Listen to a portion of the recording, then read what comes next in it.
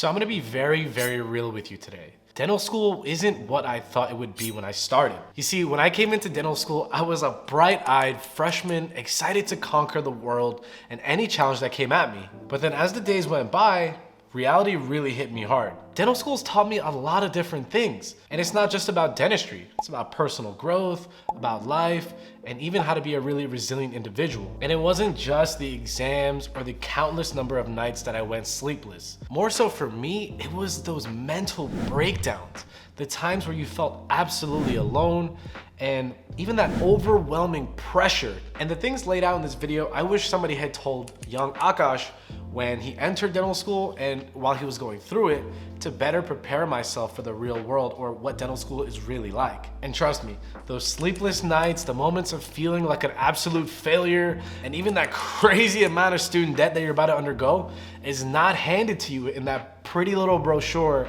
that they give to you on interview day. None of these things I'm talking about are explained on the internet in depth. And if you're getting a little bit of anxiety about what I'm about to say, then click off right away, because I'm here to tell you the truth so you can be the best version of yourself while you're on the route to becoming a dentist. So today I'll be sharing the 7 harsh realities that I had to learn about dental school the hard way.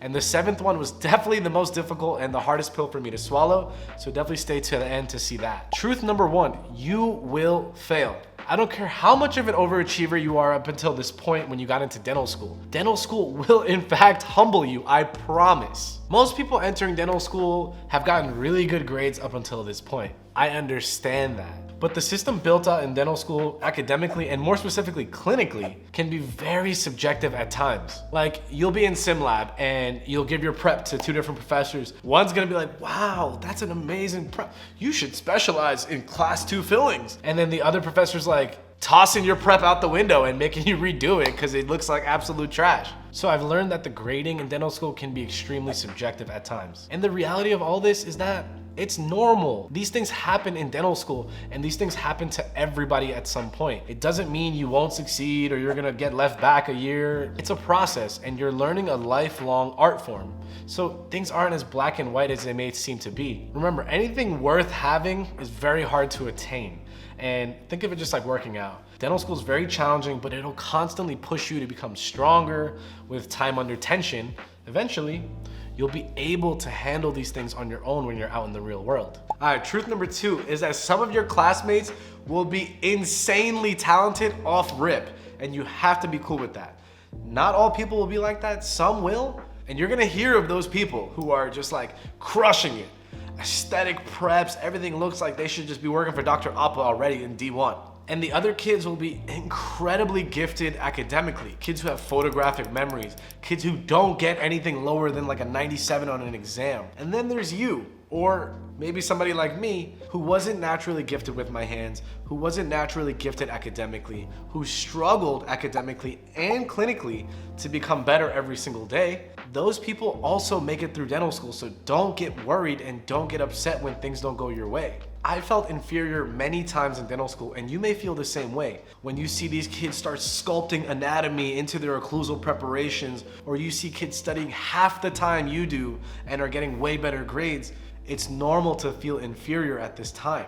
But understand that everybody has their strengths and weaknesses. Within the first 2 years, everybody starts to catch up clinically, and academically, everybody starts to even out. So please don't compare yourself to anybody else, and just only thing you can do is focus on getting better every day and compare yourself to the version of you that was yesterday. For me, that took a long time to master, and I still struggle with this as a dentist today. Because now as a dentist, I go on Instagram and I'm seeing these world-renowned dentists who are performing these crazy surgeries and beautiful ceramic work, and I'm like, my work doesn't really look like that. And you have to realize that sooner or later that it's okay. When you're not comparing yourself to others, you feel more at peace with yourself, and you become more content with the progress you've made over the past couple years and leading up to your current self. Don't waste your energy focusing on other people is what I'm trying to say.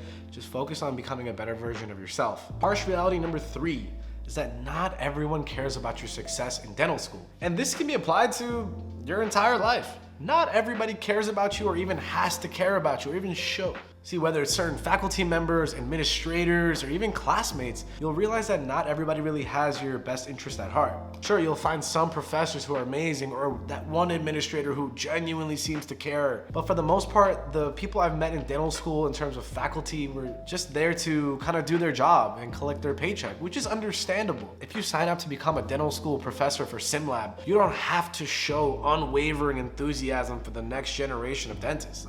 You can pretty much just tell a kid like, yo, this prep is trash. And that's okay, I understand that. And what's even a harsher reality is that most of your classmates don't care about your success either, because you're all going through it together and it feels insanely hard at the time. So yes, you're all struggling, but we're all trying to make it through together as well and try to get to the finish line. And don't forget, dental school is an extremely competitive environment. You're all paying a ton of money, and most people want to be doing good and do the best for themselves and maximize the return on their investment, which is a huge investment, and I understand that too. And I've met a lot of people that were just looking out for themselves during the process. So the quicker you can identify these people that are coming up in the process, the better off you'll be to avoid them and kind of surround yourself with more positive, wholesome energy with people who actually care for you. Number 4, the student loan debt is very real, and nobody seems to talk about it in school. It's almost like it doesn't exist. Like, we all know dental school is expensive, and for some reason, nobody wants to talk about it. Nobody has solutions, nobody has plans to put in place for students to eventually pay this debt down. Or at least I didn't have that in my school. Now, I'm not saying you should not pursue dentistry because of the loan amount. Hell, I'm telling everybody, join dentistry and let's figure this out together, because there's a ton of money to be made and we can overcome this. But my student loan payments are extremely high every month. A lot of my friends are drowning in debt because their salary is just not as high as mine. My school never gave me a solid plan on how I can pay back $500,000 in student loans. I feel that school just never prepared me financially with ideas and plans and mentorship and guidance on how to become financially independent, how to own my own practice, or how to read insurances, or even how to land my first job. Like, I had to figure that out on my own. So with that crazy amount of money hanging over your head, how are you gonna make this worth it? And I wish more students were educated more on the actual amount of money that is. A 22-year-old doesn't understand what $500,000 is, and it doesn't really apply. All you're doing at that age is just chasing your dreams. You've had a dream of becoming a dentist for a long time, and that makes sense. You get an acceptance, you're just gonna sign your name away. And a lot of kids don't really realize that, and I wish it was talked about more. It's a harsh truth that you'll eventually learn going through dental school, is that it doesn't exist. So if you have a dream of eventually working private practice, fee for service, maybe you wanna work in a dope city with doing like high-end cosmetics, or you wanna be like a OMFS type junior, or you wanna just do like a lot of cool surgeries, how do you get to these steps? How do you get into a big city? The competition is fierce. You wanna work on rich patients who pay you $2,000 a crown? How do you perform dentistry at that high of a level? There is no curriculum when you get out of school. Yes, dentistry is very lucrative at that tier of service, but it's not so cut and dry. Everybody has their own path to get there. And yes, you can pay the debt down if you can get to those levels, but how do we get there? I wish debt was talked about more. I wish we were taught more financial literacy and just the basic numbers of how dentistry really operates as a business in a student perspective as you're about to head into the field. So it's a very tough reality to come across because that never was taught to me. And the only way to learn is the hard way after on your own dollar. All right, tip number 5 is that dental school will absolutely push you to the brink physically. Everybody talks about the mental struggles, but I never realized how taxing and how physically demanding dentistry was until I got into school and I started going to lab, sitting there for 5-6 hours at a time, staring at a 10mm object, hunched over like this. I remember using my hands and feet for the first time to operate the drill. I'd be cranking the head of the mannequin back, trying to get direct vision. I used the mirror for 10 seconds and I'm using direct vision for 30 minutes at a time. It's like it was a mess because at that stage of your career, your ergonomics are absolute trash and you start to feel that very quickly. And I felt the pains before, I felt the cramps and the stiffness in the neck and back, and trust me, you don't want to live a life like that. It's a very scary thought because a lot of my friends who don't have strong cores or strong backs started to feel that pain very early in dentistry. And can you imagine having to work the next 20 years with a constant pain in your body? Definitely, if you're watching this video now, incorporate regular exercise, stretching, and even types of like physical therapy into your routine. I go to a physical therapist, I do yoga. Like, I don't even have real debilitating injuries, but I try to train my body like an athlete, constantly maintaining and trying to improve on flexibility is huge, very underrated. And obviously strength training at least 2 to 3 times a week. And all of these things really do help you when you're going to work for these long hours and you're producing all that money for your family. Don't forget, the second form of retirement in dentistry is actually dentists being forced into early retirement due to burnout and injury. So please be careful of these things. Number 6, mentally, dental school is gonna destroy you. Everybody goes through it. It's not even a question how you're gonna feel about this. Like, it's just not for the faint of heart. If you're somebody who gets stressed out over small things, little grades here and there, or even just like deadlines, this is gonna consume you very quickly. After the first 2 months, all the assignments start to pile up, the exam schedule starts to come down really hard, and it almost seems impossible to conquer all your tasks at a high A level effort. And the setbacks do come pretty frequently. So you have to be able to take an L, look at it, acknowledge your weakness. Okay, I messed that up. Next time I won't do that. Let me go and practice this for a few hours. All right, next week, let's try this again on the exam. You have to constantly get into this battle of, okay, I'm weak here, I can be better, let's do it. Keep going. The more often you get bogged down from a bad grade or a missed deadline or a quiz, it carries with you to your next exams, and it just snowballs into a huge problem that takes weeks to overcome, and it'll set you in a hole that you can't get out of. So keep pushing forward. You need very tough skin in this game to be a successful dentist. Hopefully you understand what I'm talking about. And the last and final tip, which is a pretty harsh reality, is that the dental education system is absolutely broken. After looking back at what I learned in dental school, the system is undeniably flawed. You'll learn things in the early years of dental school that have very little to do with actual clinical dentistry, and you'll be revisiting topics that you've learned in undergrad. It's a clinic, nothing really changes, and you realize how flawed the system is. Grading becomes subjective, requirements become subjective, it becomes hard to find patients. Maybe you don't get to learn the procedures that you want to be learning.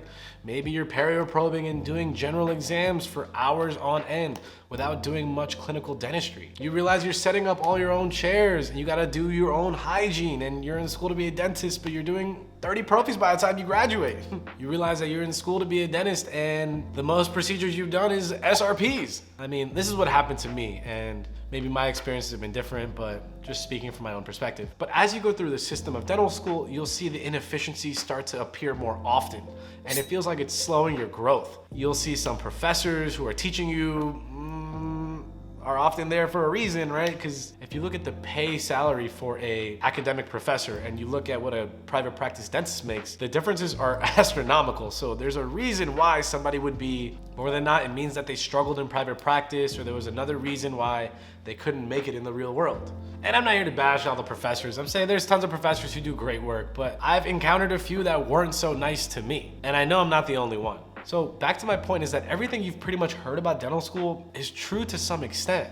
At times you're being tested on your knowledge, but at other times you're being tested on your ability to endure hardship and adapt. You will face unfair treatment. You will face unreasonable expectations. Sometimes the school sets up roadblocks in front of you that you have no idea why it's set up like that. But what I've learned from all of that is that the system is designed to set you up to become an emotionally tough, patient, and resilient dentist. My school allowed me to become me. I give a lot of credit to my school for allowing me to become who I am today. I did have a good clinical experience, but there was a lot of roadblocks along the way that really got me so frustrated when I just wanted to learn. Point being is that every dentist has gone through the similar process and have come out on the other end much stronger. You should know that wherever you are in your journey, you're doing just fine. They're gonna be throwing a lot of shit at you along the way because there's a massive reward for you at the end of the tunnel. So just know you're here for a reason. You wouldn't have gotten into dental school if they knew that you couldn't handle it. So yes, there will be days where you're questioning everything that's going on and why it's all happening to you. But just keep pushing, stay strong, and just remember why you're here in the first place. And if you found this video helpful, smash that like button, subscribe, share this in the group chats.